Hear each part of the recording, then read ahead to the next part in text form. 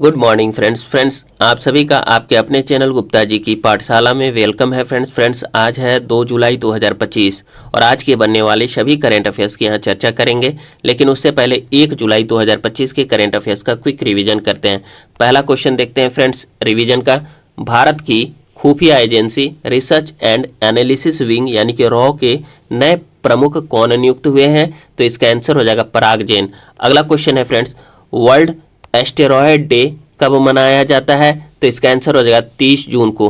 अगला क्वेश्चन है friends, Commonwealth parliamentary association यानी कि सीपीए इंडिया रीजन के जोन 2 का वार्षिक सम्मेलन 2025 में कहां आयोजित हो रहा है? तो इसका आंसर हो जाएगा धर्मशाला में। और इसका उद्घाटन लोकसभा स्पीकर ओम बिरला जी ने किया। और इस सम्मेलन का जो थीम था फ्रेंड्स वह है डिजिटल युग में सुशासन, संसाधनों का प्रबंधन, लोकतंत्र की रक्षा और नवाचार को अपनाना है। इंग्लिश में हो जाएगा good governance in the digital age, managing resources, protecting democracy and embracing innovation. अगला क्वेश्चन देखते हैं फ्रेंड्स, हाल ही में आदि कर्मयोगी कार्यक्रम किस मंत्रालय द्वारा शुरू किया गया है? तो इसका आंसर हो जाएगा जनजातीय कार्य मंत्रालय के द्वारा यानी कि मिनिस्ट्री ऑफ ट्राइबल अफेयर्स के द्वारा। अगला क्वेश्चन है फ्रेंड्स, किस दिन अंतर्राष्ट्रीय संसदीय दिवस मनाया जाता है? तो इसका आंसर हो जाएगा 30 जून को। तो 30 जून को प्रतिवर्ष अंतर्राष्ट्रीय संसदीय दिवस मनाया जाता है। अंतर्राष्ट्रीय संसदीय दिवस 2025 का थीम है फ्रेंड्स कार्रवाई द्वारा लैंगिक समानता प्राप्त करना यानी कि इंग्लिश में achieving gender equality through action. अगला क्वेश्चन देखते हैं फ्रेंड्स, किस देश ने 5 अगस्त को जुलाई विद्रोह दिवस के रूप में मनाने की घोषणा की है? तो इसका आंसर हो जाएगा बांग्लादेश। अगला क्वेश्चन है फ्रेंड्स, डेविड जुकरमैन के साथ अन्य किसे वर्ष 2025 का गोडेल पुरस्कार दिया गया है? तो इसका आंसर हो जाएगा फ्रेंड्स ईशान चट्टोपाध्याय। अगला क्वेश्चन है फ्रेंड्स, हाल ही में किस स्थान पर प्रधानमंत्री नरेंद्र मोदी जी द्वारा प्रधानमंत्री संग्रहालय एवं पुस्तकालय की 47वीं वार्षिक बैठक की अध्यक्षता की गई है? तो इसका आंसर हो जाएगा नई दिल्ली में। अगला क्वेश्चन है फ्रेंड्स, किस राज्य को राष्ट्रीय उद्यानों और संरक्षित क्षेत्रों के प्रबंधन प्रभावशीलता में सर्वश्रेष्ठ राज्य का दर्जा दिया गया है? तो इसका आंसर हो जाएगा केरल। अगला क्वेश्चन है फ्रेंड्स, किसने हाल ही में लॉन्च की गई अंबेडकर के संदेश नामक किताब को लिखा है? तो इसका आंसर हो जाएगा DS वीरैया। अगला क्वेश्चन है फ्रेंड्स, भारत द्वारा पठानकोट से किस देश को गुलाब की खुशबू वाली लीची की पहली खेप का निर्यात किया गया है? इसका आंसर हो जाएगा कतर के दोहा में फ्रेंड्स। अगला क्वेश्चन है फ्रेंड्स, किस राज्य ने हमारे शिक्षक नामक डिजिटल प्लेटफॉर्म पर शिक्षकों के लिए ई अटेंडेंस को अनिवार्य कर दिया है? तो इसका आंसर हो जाएगा मध्य प्रदेश। तो मध्य प्रदेश सरकार ने शिक्षकों के लिए ई अटेंडेंस को अनिवार्य कर दिया है फ्रेंड्स। अगला क्वेश्चन है, प्रधानमंत्री नरेंद्र मोदी जी द्वारा हाल ही में प्रगति बैठक के कौन से संस्करण या कौन सी बैठक की अध्यक्षता की गई है? तो इसका आंसर हो जाएगा 48वीं। अगला क्वेश्चन है फ्रेंड्स, हाल ही में किस देश में अलियावती लोंगकुमेर को भारतीय राजदूत के रूप में नियुक्त किया गया है? इसका आंसर हो जाएगा उत्तर कोरिया। तो उत्तर कोरिया के राजदूत के रूप में किसको? तो अलियावती लोंगकुमेर को नियुक्त किया गया है। और फ्रेंड्स 4 साल के बाद यह सेवा बहाल हो रही है। चलिए फ्रेंड्स अगला क्वेश्चन देखते हैं, हाल ही में किस देश में अलियावती लोंगकुमेर को भारतीय राजदूत के रूप में नियुक्त किया गया है? इसका आंसर हो जाएगा उत्तर कोरिया। तो उत्तर कोरिया में अलियावती लोंगकुमेर को भारतीय राजदूत के रूप में नियुक्त किया गया है और ऐसा भारत 4 साल के बाद कर रहा है फ्रेंड्स। अगला क्वेश्चन है फ्रेंड्स, केंद्रीय जांच ब्यूरो ने किस ऑपरेशन के तहत साइबर अपराध और डिजिटल गिरफ्तारी घोटाले से जुड़े बैंक खातों का भंडाफोड़ किया है? तो इसका आंसर हो जाएगा ऑपरेशन चक्र 5 के द्वारा। तो देखिए सीबीआई ने ऑपरेशन चक्र 5 के तहत साइबर अपराध और डिजिटल गिरफ्तारी घोटाले से जुड़े बैंक खातों का भंडाफोड़ किया है। अगला क्वेश्चन है फ्रेंड्स, खराई ऊंट किस राज्य का मूल निवासी है? तो इसका आंसर हो जाएगा गुजरात। अगला क्वेश्चन है friends, Nuvvu आगीटुक green stone belt जो हाल ही में खबरों में था किस देश में स्थित है? तो इसका आंसर हो जाएगा कनाडा। तो देखिए कनाडा में नुवु आगीटुक ग्रीन स्टोन बेल्ट स्थित है जो हाल ही में चर्चा में रहा है फ्रेंड्स।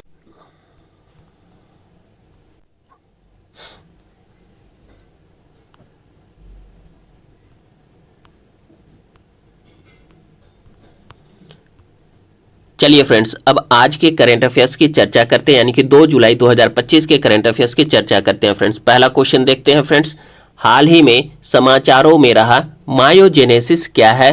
तो इसका आंसर हो जाएगा friends option D. Option D मांसपेशी तंतुओं का निर्माण और विकास।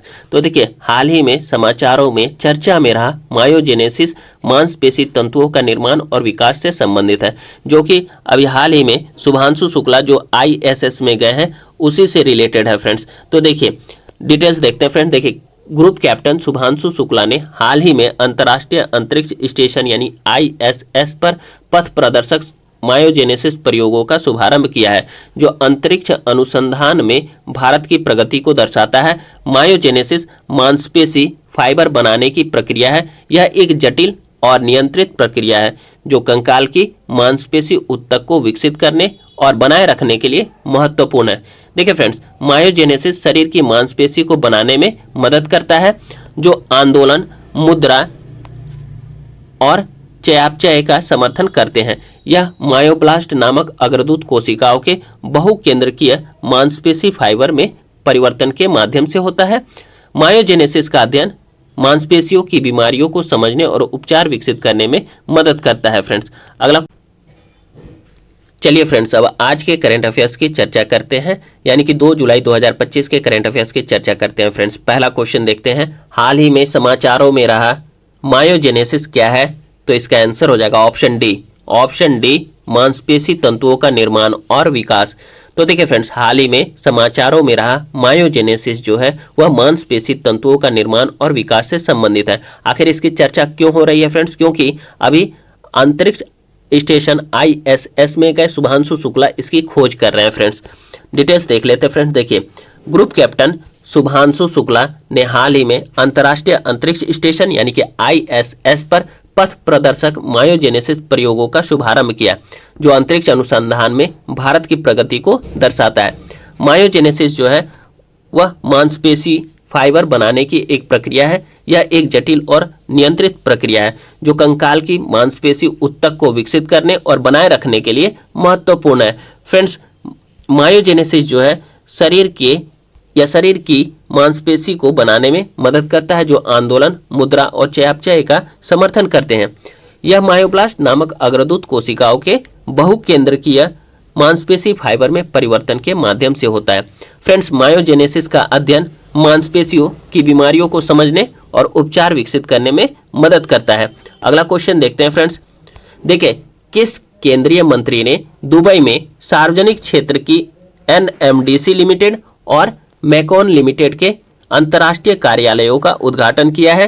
तो इसका आंसर हो जाएगा friends option C. Option C HD Kumaraswamy ji ने।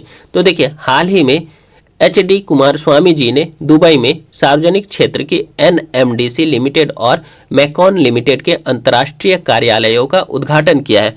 डिटेल्स देखते हैं फ्रेंड्स। देखिए केंद्रीय इस्पात एवं भारी उद्योग मंत्री श्री HD कुमारस्वामी ने 30 जून 2025 को दुबई में NMDC लिमिटेड और मैकॉन लिमिटेड के अंतर्राष्ट्रीय कार्यालयों का उद्घाटन किया है। इस कदम से जो है भारत की सार्वजनिक क्षेत्र की कंपनियों की वैश्विक मौजूदगी मध्य पूर्व में और मजबूत होगी और इस्पात व भारी उद्योग के क्षेत्र में अंतर्राष्ट्रीय सहयोग के नए अवसर भी खुलेंगे। चलिए फ्रेंड्स, अगला क्वेश्चन देखते हैं। फुटबॉल फॉर स्कूल्स यानी F4S कार्यक्रम फीफा द्वारा किस संगठन के सहयोग से चलाया जाता है? तो इसका आंसर हो जाएगा friends option B. Option B हो जाएगा फ्रेंड्स संयुक्त राष्ट्र शैक्षणिक, वैज्ञानिक और सांस्कृतिक संगठन यानी कि यूनेस्को के द्वारा। तो चलिए फ्रेंड्स देखते हैं। देखिए फुटबॉल फॉर स्कूल कार्यक्रम जो है फीफा द्वारा यूनेस्को के सहयोग से चलाया जाता है। डिटेल्स देख लेते हैं फ्रेंड्स। देखिए हाल ही में केंद्रीय शिक्षा मंत्री ने PM schools for rising India यानी PM श्री केंद्रीय विद्यालय फोर्ट विलियम कोलकाता पश्चिम बंगाल में फुटबॉल फॉर स्कूल्स यानी F4S कार्यक्रम के तहत federation international D football association यानी कि फीफा की फुटबॉल वितरित की। ठीक है, इसे फीफा द्वारा संयुक्त राष्ट्र शैक्षिक, वैज्ञानिक और सांस्कृतिक संगठन यानी यूनेस्को के सहयोग से चलाया जाता है। इसका उद्देश्य लगभग 700 मिलियन बच्चों को शिक्षित, विकसित और सशक्त बनाने में मदद करना है। फ्रेंड्स, भारत में यह अखिल भारतीय फुटबॉल महासंघ यानी कि AIFF और भारतीय खेल प्राधिकरण यानी साई की मदद से स्कूली शिक्षा और साक्षरता विभाग के माध्यम से चलता है। अगला क्वेश्चन है फ्रेंड्स, हाल ही में चर्चा में रहा सिमलीपाल टाइगर रिजर्व किस राज्य में स्थित है? तो इसका आंसर हो जाएगा फ्रेंड्स ऑप्शन ए ओडिशा में। तो देखिए हाल ही में चर्चा में रहा सिमलीपाल टाइगर रिजर्व ओडिशा राज्य में स्थित है। डिटेल्स देखते हैं फ्रेंड्स। देखिए ओडिशा के मयूरभंज जिले में स्थित सिमलीपाल टाइगर रिजर्व के भीतर जायरा नामक स्थल मुंडा आदिवासियों के लिए पवित्र माना जाता है। हाल ही में इंटीग्रेटेड ट्राइबल डेवलपमेंट एजेंसी यानी कि ITDA बारीपादा द्वारा वहां परंपरागत अनुष्ठानों पर रोक लगाए जाने के बाद ओडिशा हाई कोर्ट ने इस मामले में नोटिस जारी कर जवाब मांगा है सरकार से। फ्रेंड्स बात हो रही है यहाँ पर ओडिशा की। तो ओडिशा के वर्तमान मुख्यमंत्री मोहन चरण मांझी हैं, वहाँ के राज्यपाल हरिबाबू कंभमपति है। ओडिशा का लिंगानुपात वर्तमान में 979 है। ओडिशा के मुख्य नृत्य जो है छऊ है, मेधा है, कर्म है, डंडा है आदि है। फ्रेंड्स ओडिशा के राष्ट्रीय उद्यान है उषा कोठी वन्यजीव अभ्यारण्य, भीतरकनिका राष्ट्रीय उद्यान और सिमलीपाल। फ्रेंड्स अगला क्वेश्चन देखते हैं। चलिए फ्रेंड्स अगला क्वेश्चन देखते हैं। क्वेश्चन है GOI स्टेट्स मोबाइल एप्लीकेशन किस संस्था की पहल है? तो इसका आंसर हो जाएगा ऑप्शन सी राष्ट्रीय नमूना सर्वेक्षण कार्यालय यानी कि national sample survey office, short में आप NSO कह सकते हैं फ्रेंड्स। तो देखिए GOI स्टेट्स मोबाइल एप्लीकेशन राष्ट्रीय नमूना सर्वेक्षण कार्यालय की एक पहल है। डिटेल्स देखते हैं फ्रेंड्स। देखिए हाल ही में सांख्यिकी और कार्यक्रम कार्यान्वयन मंत्रालय के तहत राष्ट्रीय नमूना सर्वेक्षण कार्यालय यानी कि NSO ने सांख्यिकी दिवस 2025 पर भारत सरकार सांख्यिकी यानी कि GOI states mobile application launch किया है। फ्रेंड्स GOI स्टेट्स ऐप का उद्देश्य एक मजबूत डेटा इकोसिस्टम बनाना है जहां हर कोई कभी भी आधिकारिक डेटा तक आसानी से पहुंच सकता है। फ्रेंड्स इसमें जो है एक इंटरैक्टिव की ट्रेंड्स डैशबोर्ड है जो गतिशील दृश्यों के माध्यम से सकल घरेलू उत्पाद यानी कि GDP, मुद्रास्फीति और रोजगार जैसे महत्वपूर्ण सामाजिक आर्थिक संकेतक दिखाता है। चलिए फ्रेंड्स अगला क्वेश्चन देखते हैं, काफी इंपॉर्टेंट है। हाल ही में भारत ने किस देश पर भूमि और समुद्री बंदरगाहों के माध्यम से जूट आयात पर प्रतिबंध लगा दिया है? तो इसका आंसर हो जाएगा ऑप्शन डी बांग्लादेश। तो देखिए फ्रेंड्स हाल ही में भारत ने बांग्लादेश पर भूमि और समुद्री बंदरगाहों के माध्यम से जूट आयात पर प्रतिबंध लगा दिया है। डिटेल्स देख लेते हैं फ्रेंड्स। तो देखिए हाल ही में भारत ने बांग्लादेश से भूमि और समुद्री बंदरगाहों के माध्यम से जूट आयात पर प्रतिबंध लगा दिया है, लेकिन यह प्रतिबंध केवल महाराष्ट्र के नाहवा सेवा बंदरगाह को छोड़ करके अन्य सभी बंदरगाहों में यह सीमित है। फ्रेंड्स तो देखिए बांग्लादेश से जूट और अन्य संबंधित उत्पाद का आयात अब भारत में केवल नाहवा सेवा बंदरगाह के माध्यम से ही किया जा सकता है। अन्य सभी भूमि और समुद्री बंदरगाहों को प्रतिबंधित कर दिया गया। यह कदम अनुचित व्यापार प्रथाओं पर अंकुश लगाने और घरेलू जूट उद्योग की रक्षा करने के उद्देश्य से उठाया गया है, क्योंकि क्या करता था फ्रेंड्स बांग्लादेश ले जाकर के डंप कर देता था, इससे भारत को घाटा होता था। तो चलिए अगला क्वेश्चन देखते हैं फ्रेंड्स। पहला आसियान इंडिया क्रूज डायलॉग किस शहर में आयोजित हुआ है? तो इसका आंसर हो जाएगा फ्रेंड्स ऑप्शन ए चेन्नई में। तो देखिए पहला आसियान इंडिया क्रूज डायलॉग जो है चेन्नई शहर में आयोजित हुआ है। डिटेल्स देख लेते हैं फ्रेंड्स। देखिए केंद्रीय पतन पोत परिवहन एवं जल मार्ग मंत्री श्री सर्बानंद सोनोवाल ने चेन्नई में पहले आसियान इंडिया क्रूज डायलॉग का उद्घाटन किया है। फ्रेंड्स यह आयोजन भारत और दक्षिण पूर्वी एशियाई देशों के बीच समुद्री सहयोग को नई दिशा देने की दिशा में एक महत्वपूर्ण कदम है। इस पहल से क्रूज पर्यटन को बढ़ावा मिलेगा और क्षेत्रीय संपर्क मजबूत होगा। फ्रेंड्स बात हो रही है आसियान की, तो देखते हैं आसियान के बारे में क्विक वे में उसके कुछ फैक्ट को। फ्रेंड्स तो देखिए आसियान की स्थापना 8 अगस्त 1967 ईस्वी को बैंकॉक थाईलैंड में हुई थी। इसका मुख्यालय जकार्ता इंडोनेशिया में है। फ्रेंड्स वर्तमान में आसियान में कुल देशों की संख्या 11 है। फ्रेंड्स और आसियान का मुख्य उद्देश्य अपने सदस्य देशों के बीच आर्थिक, सामाजिक और सांस्कृतिक सहयोग को बढ़ावा देना है। आसियान सदस्य देशों के बीच व्यापार और निवेश को भी बढ़ावा देता है। फ्रेंड्स चलिए फ्रेंड्स अगला क्वेश्चन देखते हैं। भारत में नेशनल डॉक्टर्स डे किस तारीख को मनाया जाता है? तो इसका आंसर हो जाएगा फ्रेंड्स ऑप्शन सी 1 जुलाई को। फ्रेंड्स तो देखिए भारत में नेशनल डॉक्टर्स डे प्रति वर्ष जो है 1 जुलाई को मनाया जाता है। डिटेल्स देखते हैं फ्रेंड्स। देखिए 2025 में इसका थीम जो है फ्रेंड्स वह क्या है? तो वह है मुखौटे के पीछे चिकित्सकों को कौन ठीक करता है। इंग्लिश में हो जाएगा behind the mask who heels the healers. Friends Bharat में नेशनल डॉक्टर्स डे हर साल 1 जुलाई को डॉक्टरों और चिकित्सा क्षेत्र के कर्मियों के समर्पण और निस्वार्थ सेवा को सम्मान देने के लिए मनाया जाता है। इसका जो थीम है behind the mask who heels the healers रखा गया है, जो इस बात पर ध्यान केंद्रित करता है कि मरीजों को ठीक करने वाले डॉक्टरों की देखभाल कौन करता है और उनकी मानसिक एवं शारीरिक भलाई कितनी जरूरी है। अगला क्वेश्चन है फ्रेंड्स, कॉलेज और विश्वविद्यालय के छात्रों के लिए छात्रवृत्ति की केंद्रीय क्षेत्र योजना किस मंत्रालय द्वारा कार्यान्वित की जा रही है या की जाती है? तो इसका आंसर होता है फ्रेंड्स ऑप्शन बी शिक्षा मंत्रालय यानी कि मिनिस्ट्री ऑफ एजुकेशन। तो देखिए, कॉलेज और विश्वविद्यालय के छात्रों के लिए छात्रवृत्ति की केंद्रीय क्षेत्र योजना जो है शिक्षा मंत्रालय द्वारा कार्यान्वित की जाती है।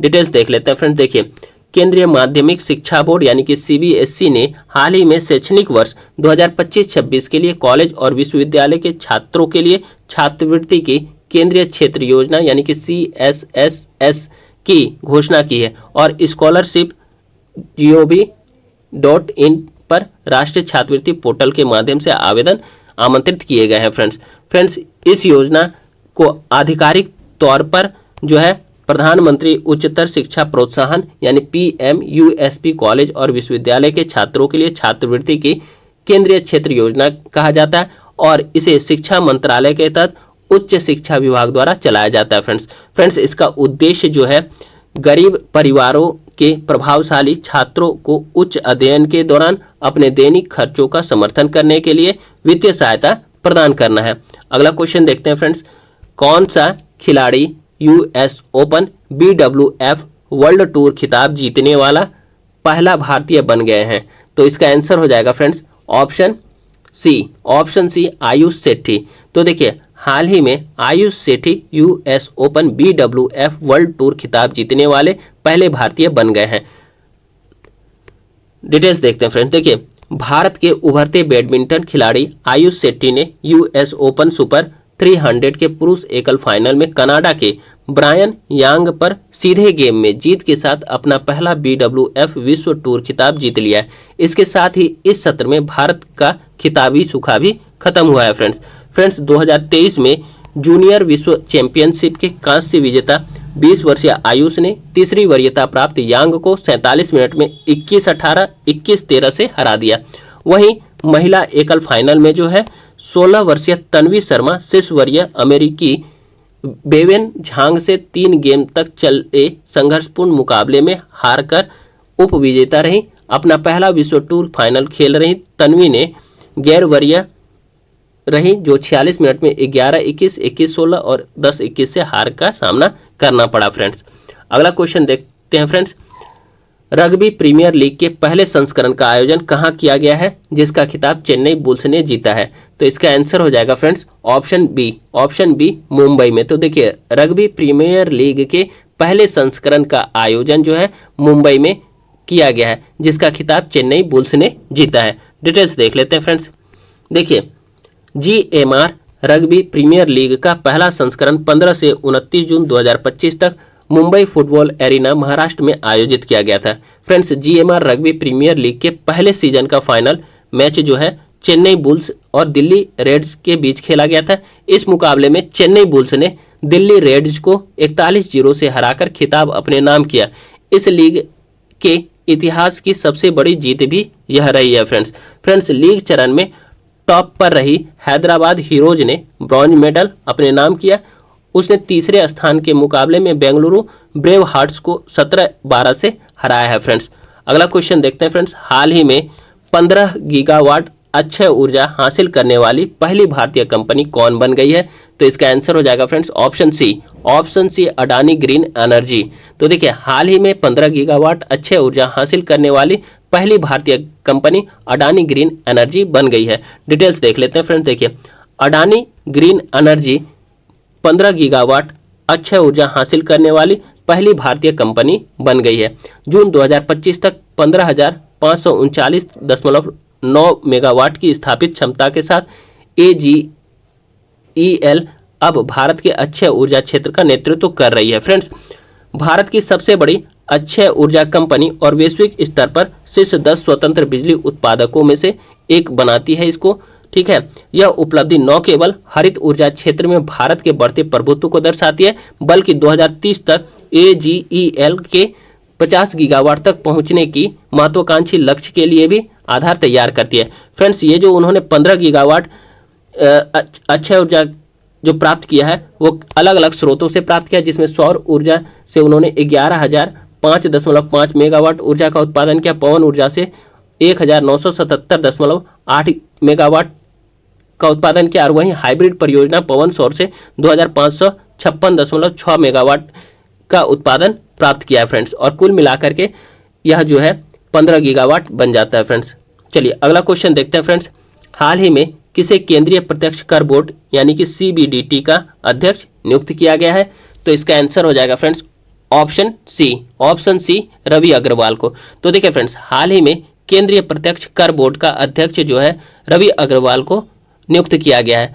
डिटेल्स देख लेते हैं फ्रेंड्स। देखिए, केंद्र सरकार ने केंद्रीय प्रत्यक्ष कर बोर्ड यानी CBDT के अध्यक्ष रवि अग्रवाल का कार्यकाल 1 साल के लिए बढ़ा दिया है। रवि अग्रवाल जो 1988 बैच के IRS अधिकारी हैं, जून 2025 में सेवानिवृत्त होने वाले थे।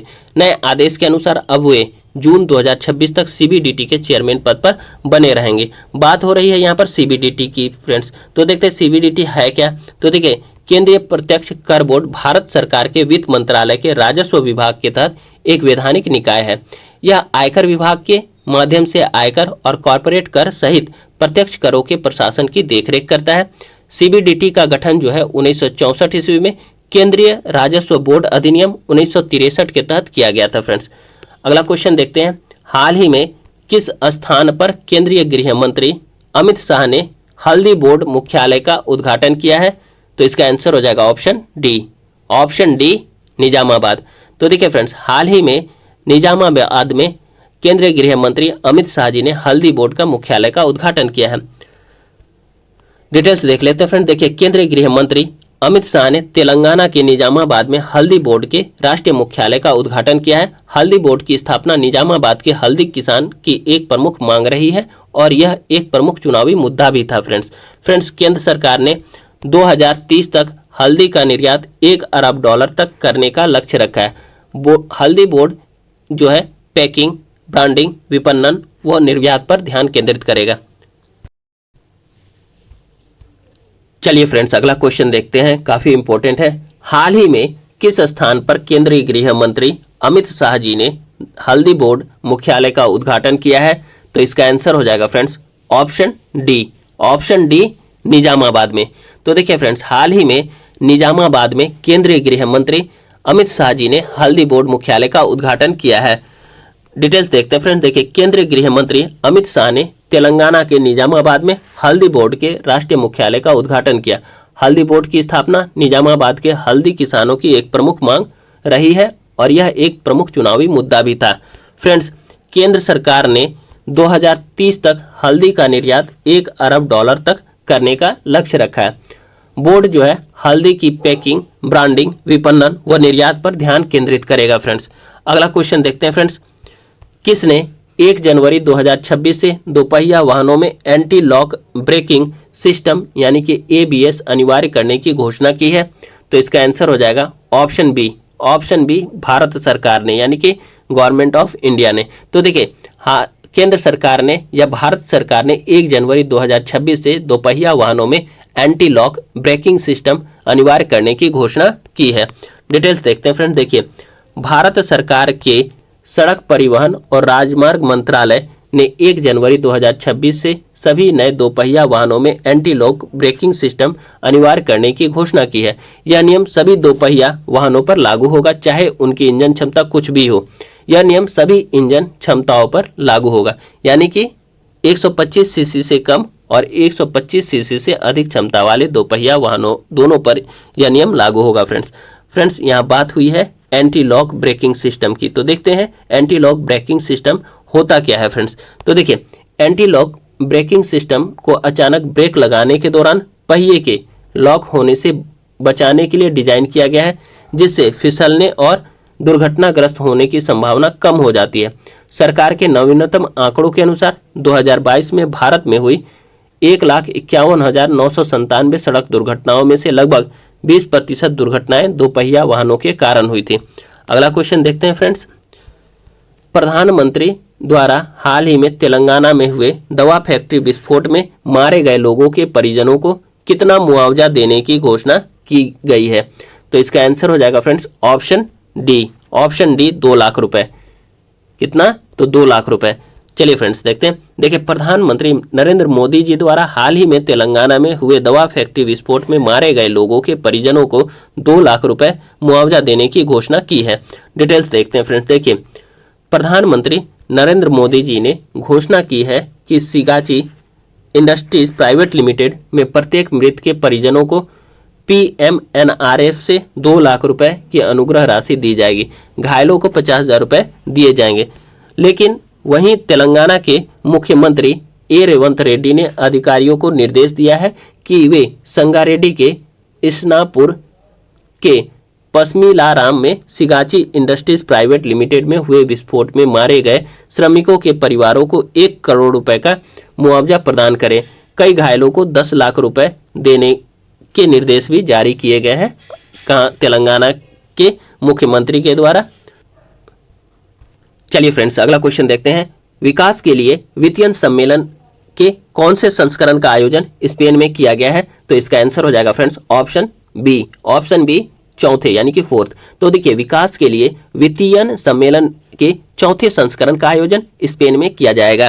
डिटेल्स देख लेते हैं फ्रेंड्स। देखिए, स्पेन में विकास के लिए वित्त पोषण पर चौथे अंतर्राष्ट्रीय सम्मेलन यानी कि FFD4 का आयोजन किया जाएगा। यह सम्मेलन 30 जून से 3 जुलाई 2025 तक सेविले स्पेन में होगा।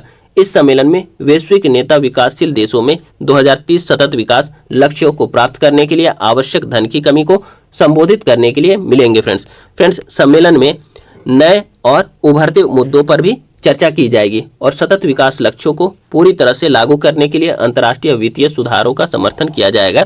ठीक है, यह सम्मेलन लोगों और ग्रह के लाभ के लिए धन को पुनर्निर्देशित करने का एक महत्वपूर्ण अवसर होगा।